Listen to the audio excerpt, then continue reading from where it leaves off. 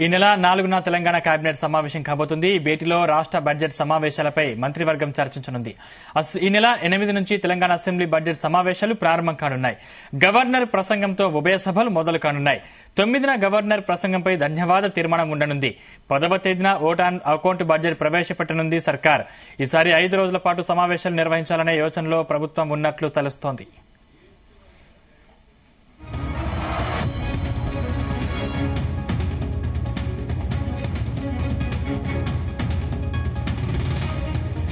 ఇదే అంశానికి సంబంధించిన మరింత పూర్తి సమాచారం మా ప్రతినిధి శ్రీచరణ్ అందిస్తారు. శ్రీచరణ్.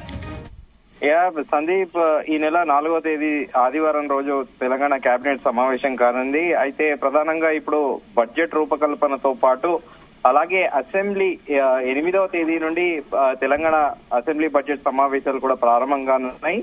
అయితే దాదాపు ఈసారి 12వ తేదీ నుంచి దాదాపు 5 రోజుల పాటు సమావేశాలు నిర్వహించే యోజనలో ప్రభుత్వం ఉన్నట్టు మనకు సమాచారము. అయితే 10వ తేదీన మాత్రం ఓట్ ఆన్ అకౌంట్ బడ్జెట్ ప్రవేశపెట్టనున్న ప్రభుత్వము. అయితే ఉభయ సభలలో గవర్నర్ ప్రసంగంతో సభలు మొదలు కానున్నాయి. అయితే అంతకంటే ముందు 9వ తేదీన గవర్నర్ ప్రసంగం పైన ధన్యవాద తీర్మానం కూడా చేయనున్నారు. అయితే ఇప్పుడు ప్రస్తుతం మనకు తెలియాల్సింది ఏంటంటే కేబినెట్ ఎజెండా ఎలాంటి అంశాల పైన కేబినెట్ చర్చించనున్నదనే ప్రధాన అంశము. అయితే మనకి అందుతున్న విశ్వసనీయ వర్గాల సమాచారము ఇది ఇంకా పూర్తి స్థాయిలో అయితే ధృవీకరించబడలేదు. మనం ఒక స్పెక్యులేటివ్ గానే తీసుకోవాలి ఈ వార్త. ప్రధానంగా సమ్మర్ లో water problems especially rural areas లో నీటి సమస్య ఎత్తకుండా అదొకటి ప్రధాన చర్చ కేబినెట్ సమావేశంలో అదొకటి కూడా చర్చ అంశాలలో అదొకటి కూడా అని మనకు తెలుస్తోంది.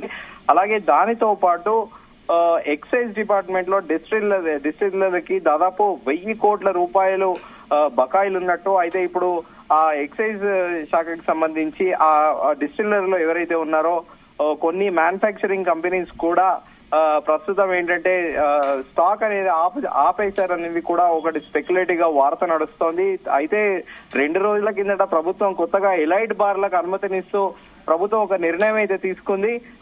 వీటితో పాటు ప్రధానంగా ఇప్పుడు ఆర్టీసీ బస్సుల గురించి కూడా ప్రధానంగా చర్చ వచ్చే అవకాశం ఉంటుందని చెబుతున్నారు. ఇది పూర్తి స్థాయిలో మనకి కేబినెట్ అజెండా పూర్తి స్థాయిలో తెలిసాకే ఇప్పుడు ప్రస్తుతానికి అందుతున్న మన సమాచారం మేరకే మనం మాట్లాడుకుంటున్నాం. ఇది అథెంటిక్ గా తీసుకోవద్దు. ఆర్టీసీ వ్యయం భారం గడిచిన ప్రభుత్వం వచ్చిన సెకండ్ డే నుంచే ఇది మహిళలకు ఉచితంగా ఆర్టీసీ బస్సు ప్రయాణం కూడా కల్పించారు. దీనితో పాటు ప్రధానంగా బడ్జెట్ కేటాయింపులపైన ప్రధానంగా చర్చ నడిచేటట్టు ఉంది. అలాగే దానితో పాటు రైతులకి ఇప్పుడు వచ్చే యాసంగి పంటకు రైతు రుణమాఫీ చేస్తారా, లేకపోతే రైతులకి పెట్టుబడులకి ప్రభుత్వము కోఆపరేటివ్ సొసైటీ బ్యాంక్స్ నుండి ఏమైనా ఫేవర్ చేస్తారా, లేకపోతే ఏమైనా రుణాలు ఇప్పించే యోచనలో ఉందా?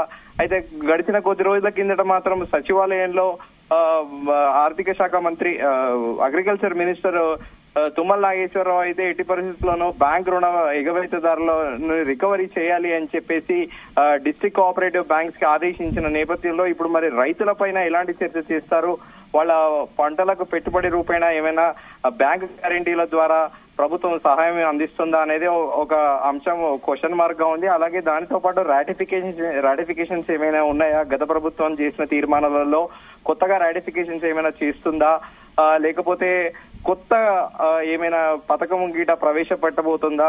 మొత్తానికి ఇప్పుడు దానితో పాటు అలాగే ఉద్యోగాలు కూడా డిఎస్సి నోటిఫికేషన్ కూడా ఇప్పుడు ప్రధానంగా చర్చకు వస్తుంది. డిఎస్సి నోటిఫికేషన్ కేబినెట్ తీర్మానం ఆమోదించి చేస్తారా అనేది కూడా ఒక ప్రశ్నార్థకమే. అయితే ప్రధానంగా ఏంటంటే ఇప్పుడు వరుస పెట్టి మనం చెప్పుకున్నట్టు నిన్నటితోని సర్పంచ్ల పదవి కాలం కూడా ముగిసిపోయింది. ఇప్పుడు ఆల్రెడీ ఎమ్మెల్సీ ఎలక్షన్ కోడ్ ఉంది. ఇప్పుడు వరుస పెట్టి ఎలక్షన్ కోడ్ వస్తుంది. మరి ఎలక్షన్ కోడ్ నేపథ్యంలో ప్రభుత్వము డిఎస్సి నోటిఫికేషన్ ఇస్తుందా, ఉద్యోగ నియామకాలు చేపడుతుందా అనేది కూడా మరి ఈ అంశాలపైన ఏ అంశం మీద ప్రధానంగా చర్చ జరుగుతుందనేది మనకి మరి రేపు ఈవినింగ్ కల్లా మనకి తెలుస్తుంది. సందీప్. శ్రీచరణ్, అంటే కేబినెట్ సమావేశం సుమారు ఎన్ని రోజులు నిర్వహించే యోచనలో ప్రభుత్వం ఉంది?